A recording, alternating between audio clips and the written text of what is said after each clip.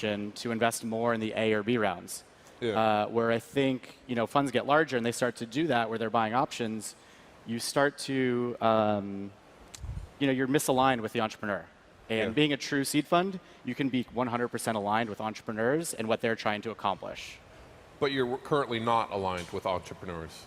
No, we are. We're just investing a little bit more, and I think we're probably more comfortable investing a little bit less. Back to our roots. So to summarize, raising the size of your fund to 75 million was the best decision you ever made, and trumped only by the even better decision to decrease the fund size back to 40 to 45 million dollars. I think very few people would ever make that decision. I think almost every other fund around has gotten bigger, and I think we'll probably be one of the only ones that decides, hey, it's actually time, a smaller fund is better. Well, we never raised our fund size at Crunch Fund, and we freaked out when you guys did because you were the last ones, and we didn't. And, a new trend. Yeah. Wait, there's something else here. Okay, so what's the trend in the seed ecosystem you're seeing right now? You seeing overvaluation, too many companies, just the right amount? What does it look like out there for you? Prices have definitely gone up, but... Prices have gone up? Yes. Yeah. Pre-money valuations have definitely gone up in most opportunities that we see. But for us, that's not a negative. We're still searching for the company that will be valued over $1 billion one day. We're not optimized for companies that are going to be smaller. And I think, more than ever, you see the number of companies that are valued over $1 billion has gone up pretty much in proportion with the number of companies being started. So, while valuations have gone up, we're still seeing companies making it to this stage where they're high value, generating revenue, and real businesses. We're very excited about. So you're pretty comfortable with the market right now. Very. Yeah. How important is Y Combinator to your business in terms of the companies that they spin off that you invest in? Extremely important. Y Combinator today still attracts some of the best entrepreneurs in the world, and it's one of the best places to find companies and invest in. We invested in 12 companies in the last class alone. Yeah. They've perfected the system that, even their application, everyone copies Y Combinator's application because it's so well thought through. Yeah. And then their screening process where they have the alumni evaluate all the thousands of companies, and then they winnow it down. And that's why you end up with the best of breed, and that's why we call them the Stanford of accelerators. Paul Graham recently said, and I won't get it exactly right, but people can look it up, that Ron Conway is the most important and best investor, in Silicon Valley right now. And that's great. And then you come up on stage and you talk about, and I asked, but how awesome he is. Do you guys go to dinner, like smoke cigars and say, hey, listen, you say I'm the best, and then I'll say you're the best? Or does it just how does that all work out? Because you are called the godfather of Silicon Valley, so I don't know. Is this payback for him saying you're the most important investor? And I don't know. I think it's about who adds value for founders. Yeah. And who helps at those inflection points when a founder needs to accomplish something. So you're saying yes, and, you do have and cigar meetings. Cigars give me indigestion, so I don't. So does cognac. Well, it's all about, seed investing is all about reputation. And I think Paul has realized that we have a great reputation because we are all about helping entrepreneurs. We have one customer. We're a service firm. We have one customer, and that customer is entrepreneurs. And so our entire firm is set up to help that one customer. Right. Okay. Are we in a bubble right now? And I don't want to take this into the same path that everyone does, but let's talk about valuations. You've said you're very comfortable in the market right now. Do you see any problems on the horizon? I don't. Like I said, valuations have gone up, but the opportunity has also never been larger. Just the amount of mobile phones in the ecosystem today is going to continue to grow and accelerate. And so that creates more and more opportunity for the companies that we're investors in. How old are you? 29. Have you ever been in a downturn? What were you, 5 in 2000?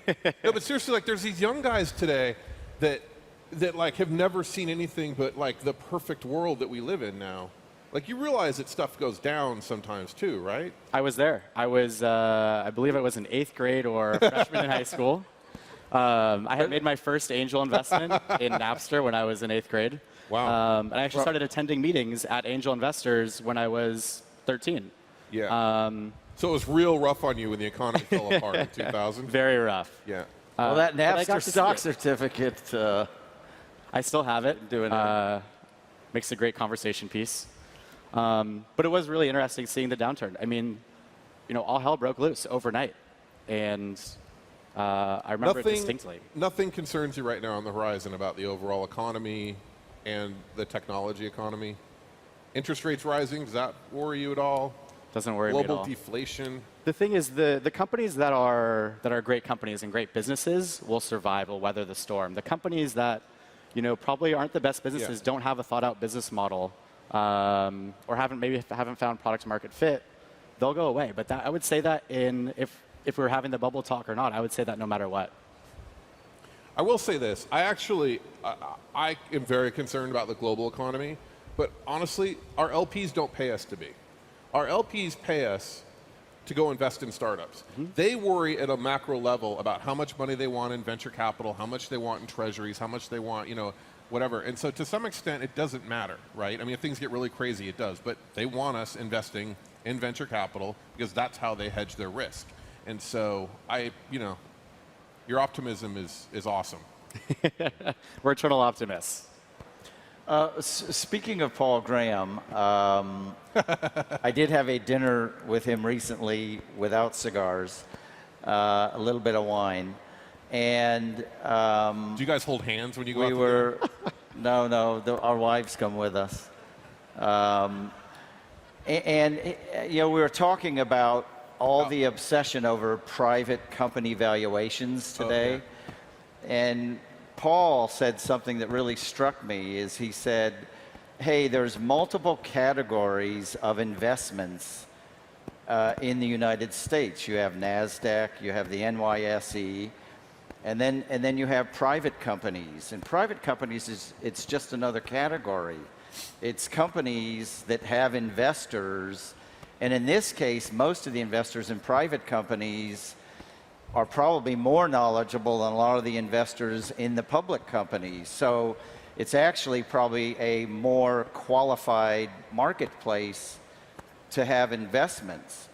And the private company category happens to have founders who don't want the scrutiny of quarterly earnings announcements, and they want to build out their business. But it's just another category. Let's not obsess over it. I think people are obsessing over one of the investment categories. Let's obsess over NASDAQ and NYSE as well. All right. So let's talk about all the do-good stuff you're up to right now. Are you finally addressing the plague of bicyclists in the city and how to get rid of them? Is that one of the things you're working on? Well, we're not going to get rid of bicyclists. But you agree it would be for the best if they were to. But we need to accommodate them and make the city safer. Right. Because there are pedestrian bicyclist collisions every day, and the mayor is trying to address that. Was it your wife hit by a bicycle recently? She was. Yeah. She was. But there's other priorities in San Francisco. Bicyclists is one. If we're going alphabetically, let's go fast forward. But you do agree that bicyclists are a problem that needs to be addressed? Well, they're an opportunity. It's a great mode of transportation because the people in cars know that there's too many cars. But let's fast forward to the letter H, housing.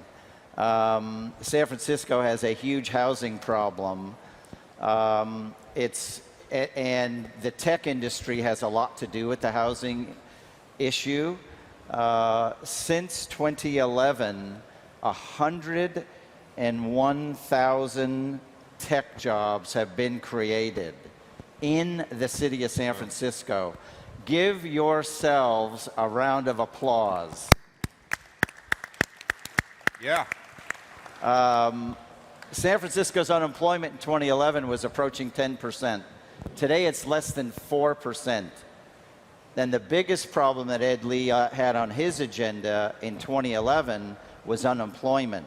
That problem is solved. Right. Now, a byproduct of that is housing.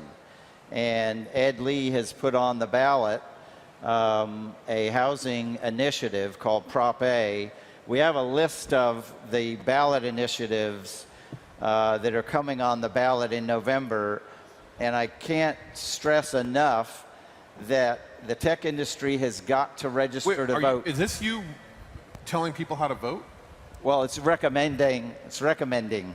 It says recommendations, although it's not on the. Are you allowed to tell Oh, maybe people, it is on this. Is it on your screen?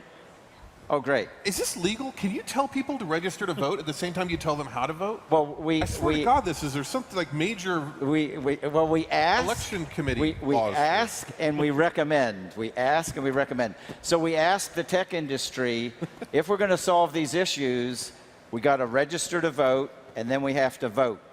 So grab your pencils and write down this URL.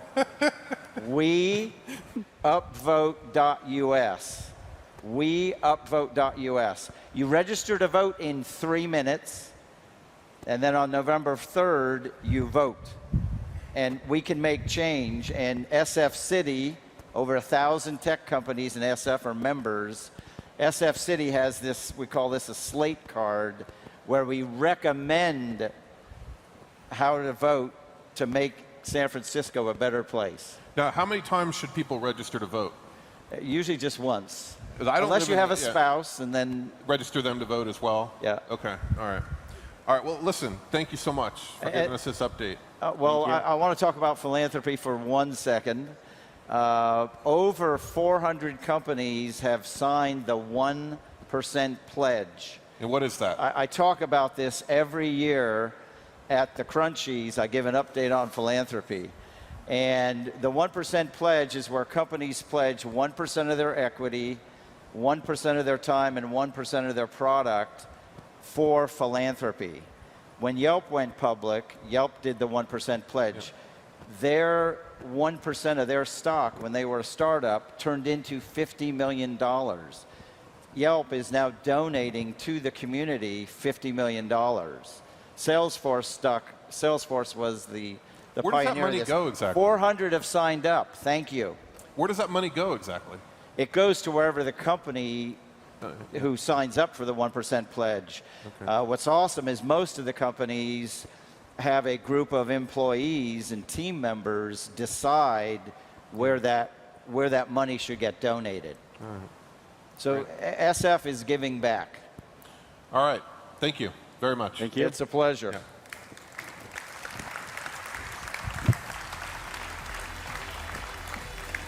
Good job, guys.